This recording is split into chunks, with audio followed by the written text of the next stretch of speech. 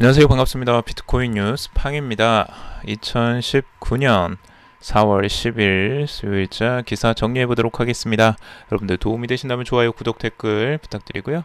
투자는 여러분들 스스로 꼭 판단하시고 결정하시기 바라겠습니다.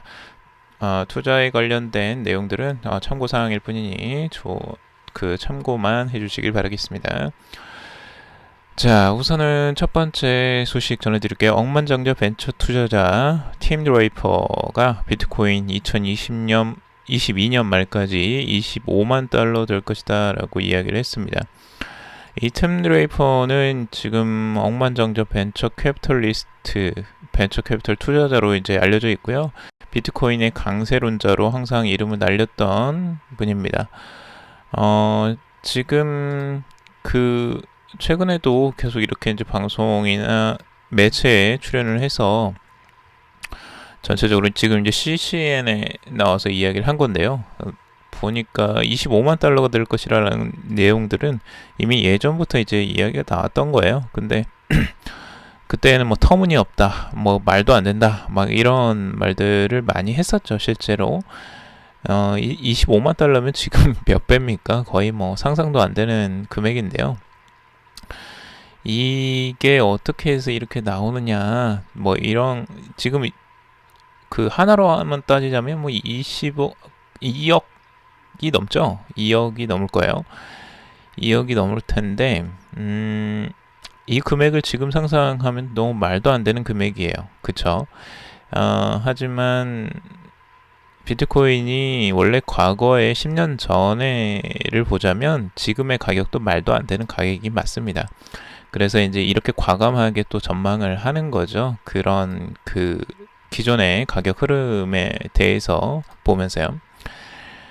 팀 드레이퍼의 이런 이야기들을 뭐 고지고대로 믿고 우리는 투자를 하겠다 이렇게 하라는 건 절대 아니에요. 이 이야기들을 계속하는 이유들을 우리가 살펴볼 필요가 있고요.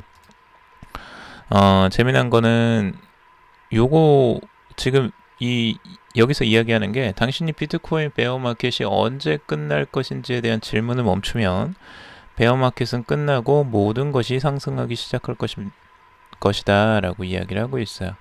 그러니까 지금 모두 베어마켓이 언제 끝나냐 계속 이야기를 하고 있는데 이 질문이 멈추면 베어마켓이 끝날 것이다 라고 이야기를 하고 있어요. 저는 그 전에 끝날 것 같아요. 이 이야기가 끝나기 전에 이미 끝나고 이미 상승하고 있을 때에는 늦어버릴 수도 있죠. 그리고 지금 여기에서 팀 드레이퍼가 이야기한 것 중에 하나는 JP모건 이야기예요.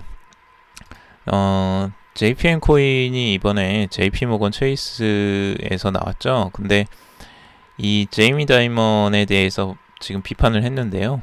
다이먼의 행동은 그가 암호화폐 존재의 필연성과 이를 수용함에 있어서 너무 이율배반적이었다라고 총격을 가했다라고 해요.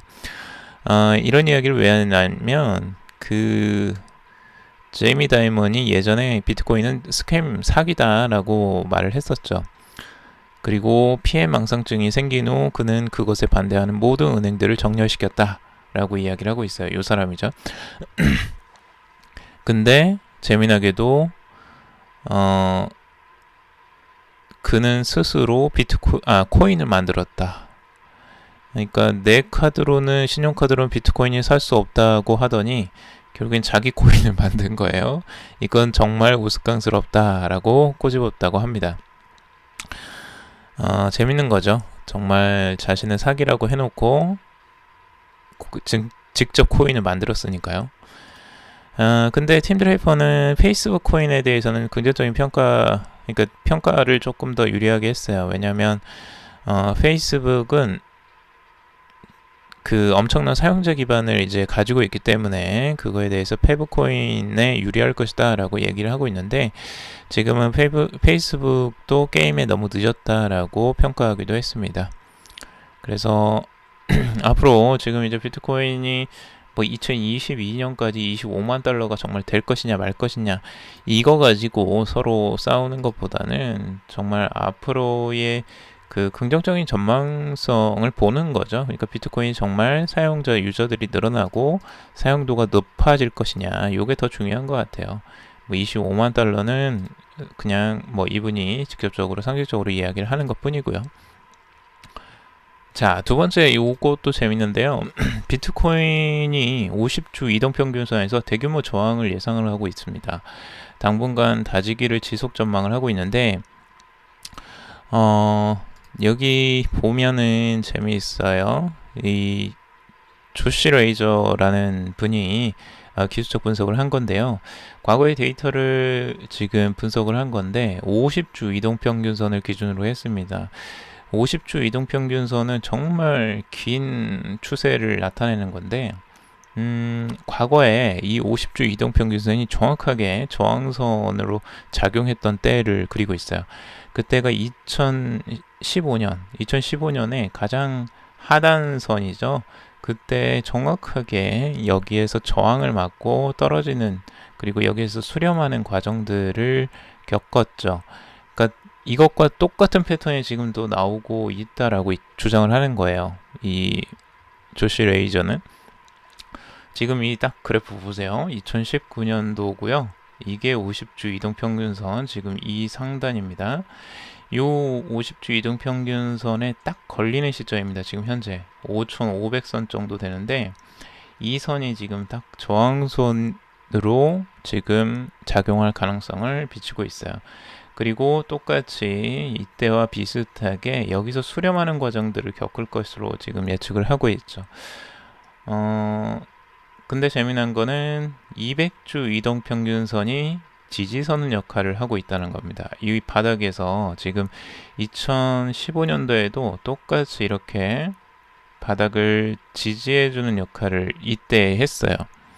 그리고 이걸 지지받고 다시 올라갔죠. 똑같이 지금도 지금 2019년도에도 이게 지지선 역할을 하고 있어요. 딱 보면은 아시겠지만 최근에 바닥이라고 저점이라고 봤던 그 시점이 딱 200주 이동평균선에 딱 걸렸죠. 되게 신기하게도 여기에 딱 걸리고 다시 재차 상승했는데 위에는 50주 이동평균선이 있죠. 그래서 여기서 저항받고 다시 이 수렴 과정을 겪고 200주 이동평균선을 디디고 다시 상승할 것이다 라고 예측을 하는 것 같아요. 요거 이제 재미나죠. 기술적 분석도 이렇게 보면은 참 재미있어요. 그래서 어떻게 이렇게 딱딱 맞아 떨어지는 것들을 잘도 찾는지 정말 신기하게도 잘 찾는 것 같습니다.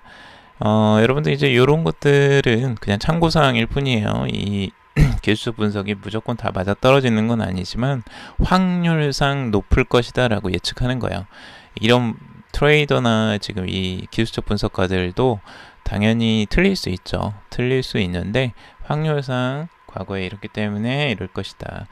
기술적 분석은 대부분 과거의 데이터를 통해서 현재와 미래를 예측하는 거거든요. 근데 그것도 확률상으로 더 높은 확률에 투자를 하는 거지 뭐 100% 맞아서 하는 건 아닙니다. 그러니까 여러분들 이 점 염두에 두시고 꼭 보시길 바랄게요. 근데 아무튼 이거 재밌죠.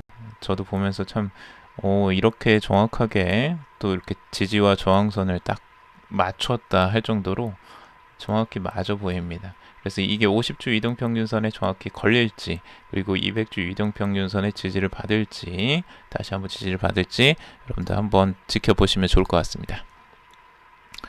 자, 재미난 건 또 있습니다. 지금 미국인은 비트코인보다 리플을 좋아한다 라는 내용인데요.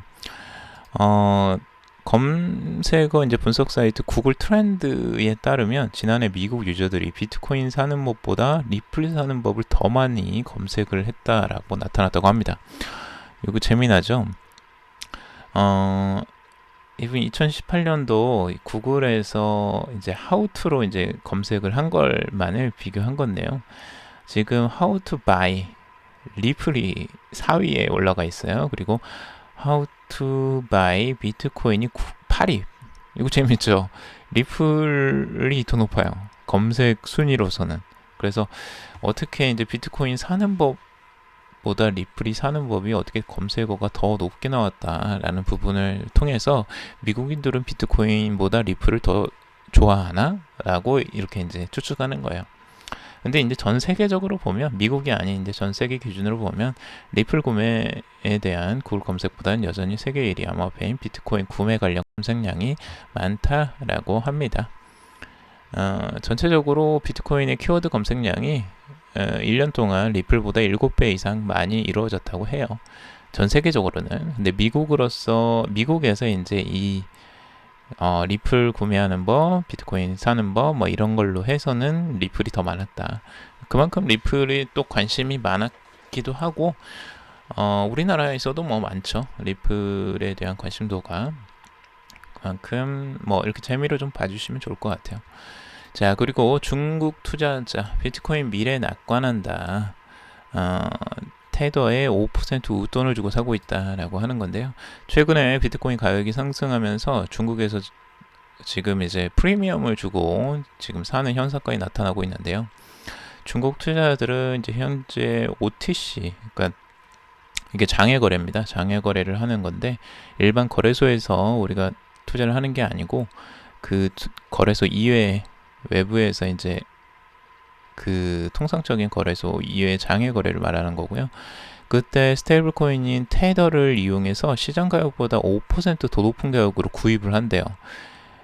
왜냐하면 이제 이걸 지금 비트코인을 구매해야 되기 때문에 이 테더가 필요한 거예요. 근데 이 테더를 시장 가격보다 5%를 더 높게 가격을 주고 사고 비트코인 및 다른 암호화폐와 교환을 한다고 해요. 그러니까 시장 가격이 많이 높아져 버린 거죠. 재미나요. 그러니까 프리미엄을 주고서라도 사고 싶어서 지금 안달이 났다는 거예요.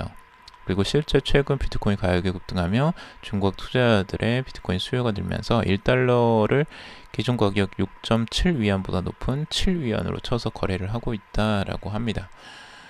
그만큼 지금 이 단기적인 상황에서 비트코인에 대한 관심도가 굉장히 높아졌다고 하는 거고요. 그 중국에서의 관심도가 그만큼 단기적으로 급상승했다. 이런 거 이제 조심해야죠. 근데 오히려 이럴 때 이렇게 사람들이 몰리고 사람들이 갑자기 투자를 하려고 할 때가 가장 조심해야 될 때라고 저는 보여집니다. 자, 그리고 재미난 거 중국의 비트코인 채굴 금지가 나왔어요. 지금 암호화폐의 채굴 금지를 고려하고 있다라는 보도가 지금 나오고 있고 중국 정부에서 이제 비트코인의 채굴 금지 조치를 내릴 것으로 지금 보고 있는데 이게 오히려 비트코인에는 긍정적이 될 것이다 라고 이야기를 하고 있어요. 왜 채굴 금지가 긍정적이냐, 이 이야기를 보면 지금 이토로의 선임 분석가 마틴 그린스펀이라는 사람이 분석을 했는데요. 중국의 값싼 전력을 상실한다는 것은 채굴 비용을 높여 비트코인 가격에 긍정적이라는 거고요. 비트코인 채굴이 중화되고 있다는 두려움도 제거가 될 수 있다는 거예요. 최근에 이제 중국이 채굴이 워낙 많이 했기 때문에 너무 중화되는 거 아니냐라는 우려들이 많았어요. 근데 그거를 불식시킬 수 있는 아주 좋은 계기가 될 수 있죠. 탈중화가 되는, 그러니까 원래 비트코인은 탈중화를 위해서 나왔는데 중국에서 너무 많이 채굴을 해버리고 비트코인을 중앙 독점화시키는 그런 것들이 많았죠. 그래서 그걸 이제 제거하는, 두려움을 제거하는 역할, 그리고 중국에서 값싼 전력으로 채굴 비용을 낮춰서 비트코인 가격이 낮아지는 효과가 있었다면 이제 중국에서 채굴을 하지 않게 된다면 비트코인의 채굴 비용도 높아지고 채굴량도 줄어들겠죠. 그러면 비트코인 가격도 이제 긍정적으로 더 높아지는 현상을 맞이할 수 있겠다라고 해서 긍정적으로 보는 겁니다. 재미난 분석이죠. 이거 어느 정도 일리는 있다고 보입니다. 근데 여러분들 이제 개인적으로 여러분들도 한번 생각해 보시고 꼭 공부해 보셨으면 좋겠어요. 공부하면 할수록 참 재미난 것들이 많이 있고요. 투자는 항상 여러분들 신중하게 꼭 판단하시고 결정하셔야 됩니다. 그래서 제가 알려드리는 이런 뉴스나 정보들은 그냥 여러분들 개인적인 의견이니까 그냥 참고만 해주시길 바라겠습니다. 자, 다음에 더 유용하고 재미난 내용 가지고 찾아뵙도록 하겠습니다. 들어주셔서 정말 감사하고요. 도움이 되셨다면 좋아요, 구독, 댓글 달아주시면 정말 감사하겠습니다. 들어주셔서 정말 감사합니다.